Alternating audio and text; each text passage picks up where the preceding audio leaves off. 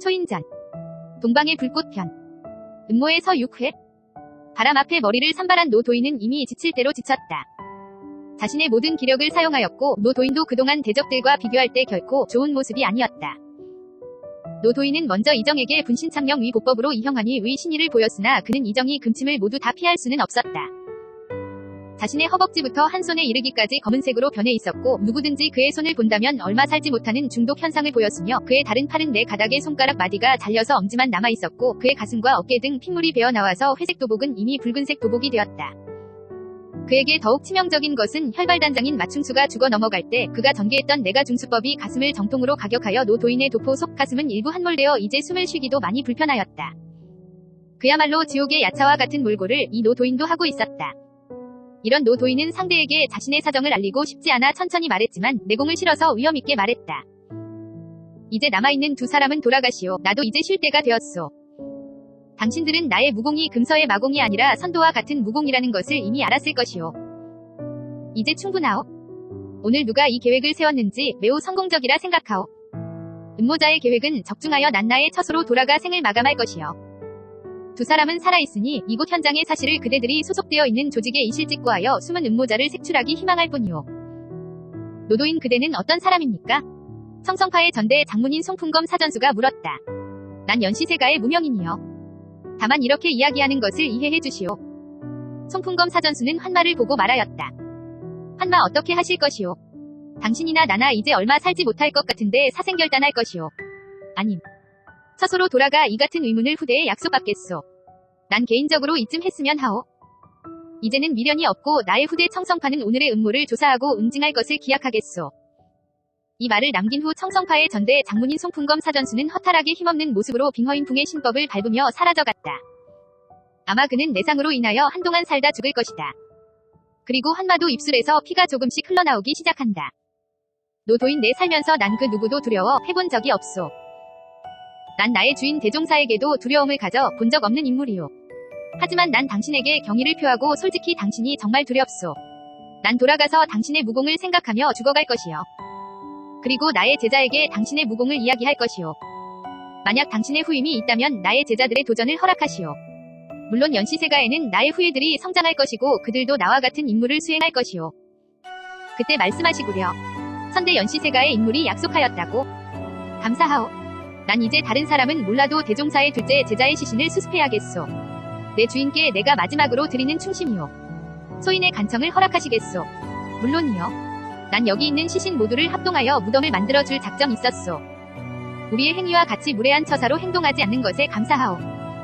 그대의 신세에 갚을 길이 없소. 그대도 우아등선은 물 건너간 것 같소만 앞으로 일을 잘 마무리하기를 바라겠소. 한마는 천천히 걸으며 이정희 시신과 그의 괴불마선을 격공선물로 끌어당겨서 챙겼다.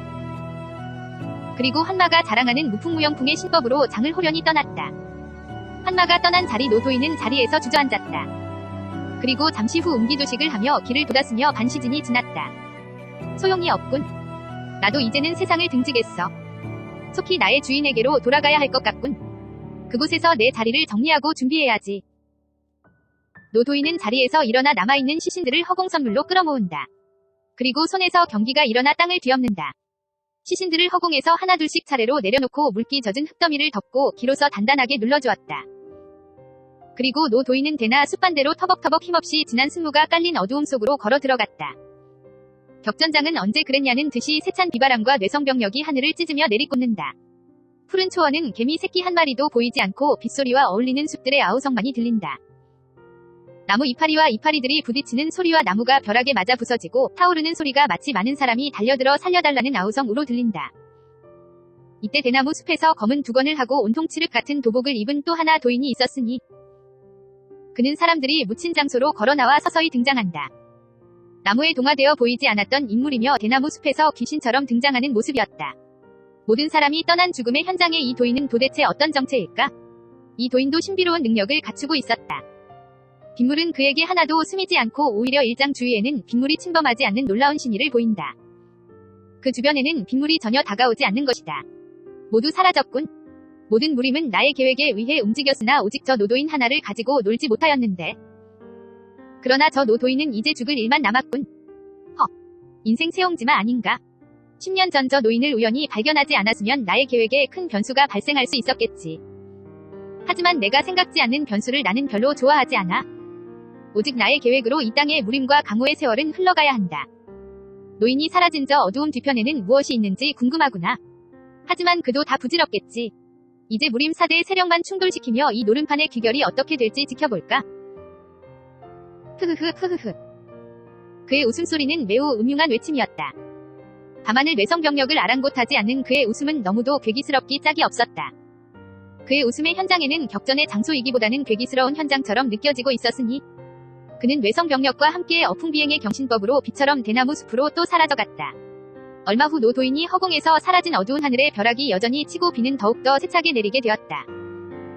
그리고 잠시 후에 괴인이 사라진 반대편 저편에서 요란 광음과 병력탄이 터지는 폭발음이 터져나왔다. 꽝 쾅쾅쾅 화약만 관이 터지는 소리일까? 노도인의 사는 곳이 어디이기에 이 광음이 하늘에서 들리는가? 이 소리는 천둥과 번개가 일대 일어나는 소리보다 더욱 큰 소리가 되어 세상을 뒤흔든다. 그리고 또 잠시 후 쿠쿵 쿠쿠쿵쿵 반복적으로 무슨 폭탄 터지는 소리가 하늘을 가르며 들려온다. 그리고 하늘에서 한 명의 소년이 굉장한 속도로 괴성 함께 떨어진다. 과연 하늘에서 떨어지는 이 소년은 누구란 말인가? 하늘에 무엇이 있기에? 슈윙 펑 펑 과안 꽝쾅 병력탄이 터지는 소리가 들렸다. 소년은 바닥에 엎어져 있고 소년이 낙하한 자리는 폭탄이 떨어진 것 인양 주변 한 장 둘레로 일대가 움푹 파였고 그 깊이는 어른 허벅지의 깊이가 되어 있었다. 하늘에서 유성이 떨어진 자리로 보일 정도였다. 그런 후 반식경 시간이 흘렀고 또한 잠시 후에 소년은 벌떡 일어났다. 바로 일어난 소년은 괴성을 지르며 대나무 숲으로 달려나간다. 소년의 얼굴은 매우 선한 얼굴이었으나 그 눈은 황금빛 광채와 황금 눈물을 흘리고 있었다. 소년은 계속 달려나갔다. 인간이 달릴 수 있는 최고의 속력으로 말이다. 그의 괴성은 앞에 전장에서 죽어갔던 사람들보다 더욱 험악한 소리를 냈는데 이는 소년이 아니라 어른이라도 낼 수 있는 소리가 아니었다. 과연 인간이 낼 수 있는 소리인가? 하는 의문이 든다. 도대체 무슨 일이 있었기에 그리고 마지막에 등장한 흑의 신비인은 어떤 사람이기에? 또 바위 같은 단단한 신체를 가지고 있는 이 소년은 누구이기에? 아무튼 음모의 서장 그 전주곡은 대단원의 막을 내리게 되었고 이제 파란만장한 역사의 시작 소년과 관계된 일은 초인전설이 되어 강호의 전무후무한 파란을 일으키는데